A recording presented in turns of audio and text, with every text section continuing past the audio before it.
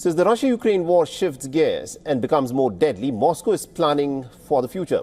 Russia isn't slowing down, it's shifting into overdrive. As Western support surges for Ukraine, Moscow is building more missiles faster than ever before. And our next story explores if this is a prelude to firepower on a scale that Europe hasn't witnessed in decades.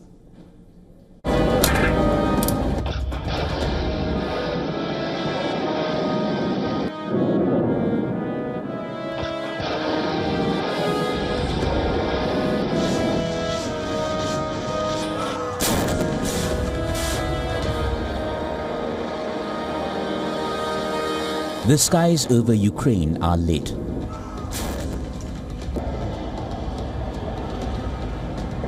Missiles are screaming across the night sky. Bombs and drones are raining down.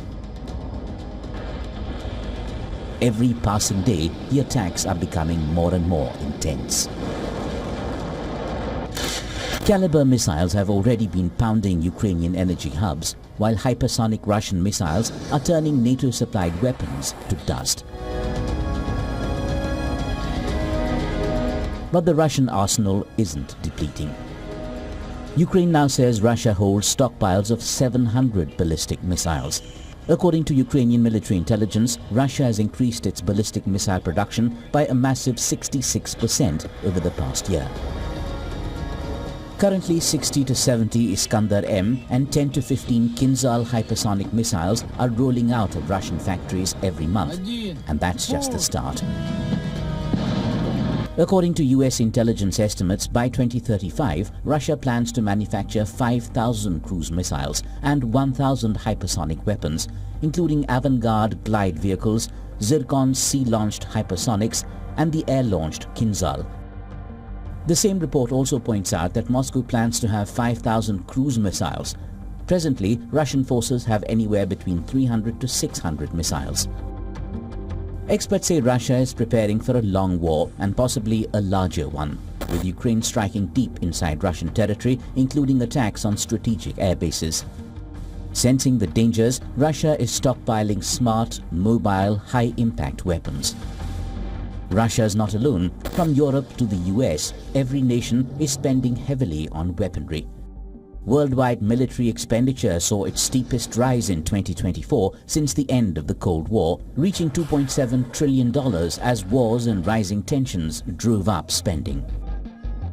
In the case of Europe, the main drivers of its surge was, I guess, the war in Ukraine in the short term, but also the security concern posed by Russia in the long term.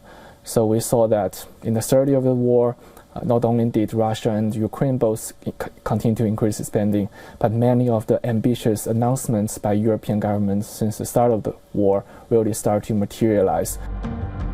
Now the spike in Russia's indigenous weapon manufacture comes despite the fact that Western nations have imposed all kinds of sanctions to stifle Moscow's war chest. But under President Putin, the Kremlin has created a new kind of supply chain, which Western experts say ranged from North Korea to Iran and even China. But that's not all. New long-range unmanned aerial systems and next-gen air defense missiles are being tested and deployed. Bureau Report, WION World is One. For all the latest news, download the WION app and subscribe to our YouTube channel.